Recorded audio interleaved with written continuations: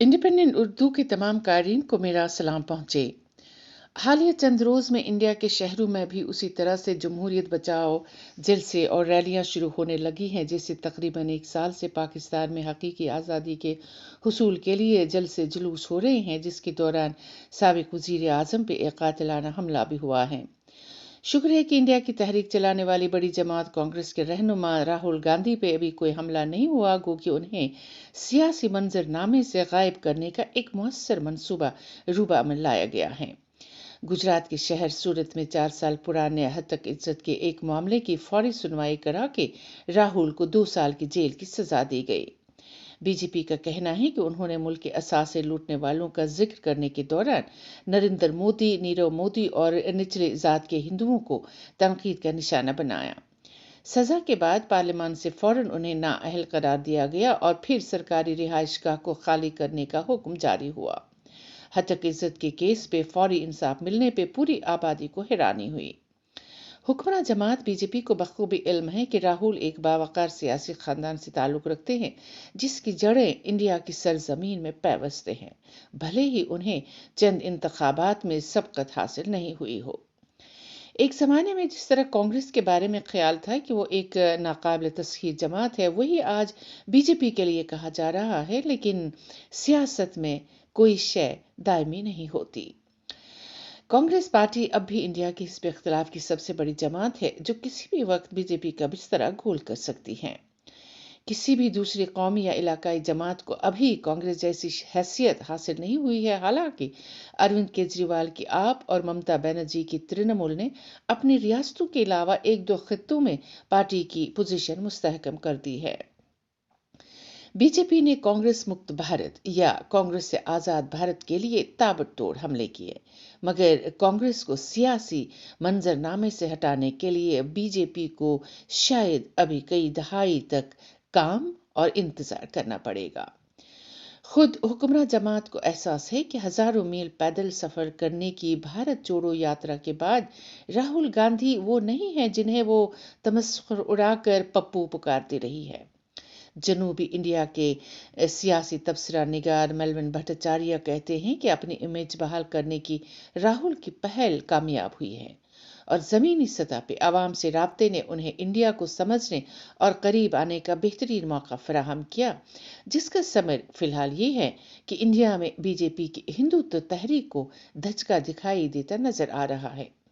यही कारण है कि बीजेपी वाले परेशानी में उल्टी सीधे हरकतें करने लगे हैं। लोग समझ गए हैं कि राहुल का सेक्युलर बयानिया मौजूदा हालात में इंतहाई अहम है, वरना ये मुल्क बिखर जाएगा। जब से राहुल ने नरेंद्र मोदी की आंख में आंख डालकर गौतम अडानी के साथ उनकी ताल्लुकात के बारे में पार्लियामान में सवालात पूछना शुरू किए और इसकी तहकीकात पे पार्लियामान की मुश्तरका कमेटी बनाने की मांग की है, उस वक्त से हुक्मरान जमात शदीद दबाव में है और मुल्क की तारीख में पहली बार खुद हुकूमत ने पार्लियामान की कार्रवाई को चलने नहीं दिया। पार्लियामान को 2 हफ्ते से बार बार मुअत्तल करना, सियाह लिबास पहनकर पार्लियामान के बाहर अपोजिशन जमातों का मुश्तरका एहतजाज और सड़कों पे पुलिस की मुबैना ज़्यादतियों के खिलाफ कांग्रेस की यूथ विंग के गुस्से का इजहार हुक्मरान जमात मीडिया की नजरों से छुपाना चाहती थी, लेकिन किसी हद तक नाकाम हो गई। हालांकि पूरा मीडिया इस वक्त बीजेपी के कंट्रोल में है।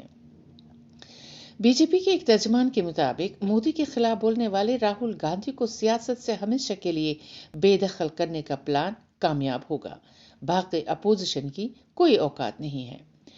बाज़ मुबस्सिरीन समझते हैं कि सजा और पार्लियामान से निकालना कांग्रेस और राहुल के लिए शदीद धचका है और पूरी अपोजिशन इस वक्त खौफ से गुजर रही है। मेरा ख्याल है कि जहां इस कार्रवाई ने राहुल गांधी को सियासी हीरो के साथ जमहूरियत की इलामत बनाया है, वहीं कांग्रेस के जिस्म में एक नई रूह फूंक दी है। इलावा अजीम तमाम अपोजिशन और इलाकाई जमातें बेदार हो गई हैं कि वो बीजेपी को हराने के लिए अगर अब भी मुत्तहिद नहीं होती तो वो इन सबको अलग अलग से मसल कर रख देगी।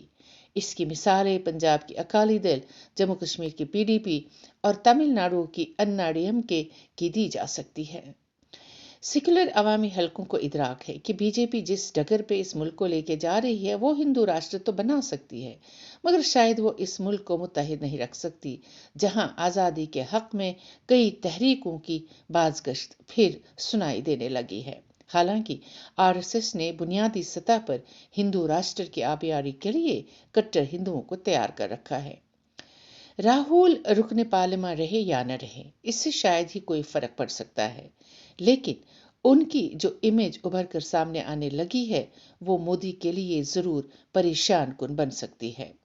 موجودہ سیاسی ماضی آرائی کے پس منظر میں 1 ارب 30 کروڑ آبادی کیا راہل گاندھی کے سیکولر جمہوریہ یا مودی کے ہندو راشٹر کا ساتھ دیتی ہے؟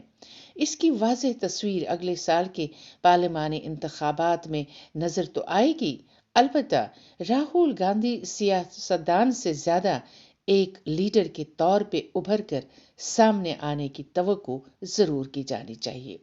اپنا خیال رکھیے گا۔ اللہ حافظ۔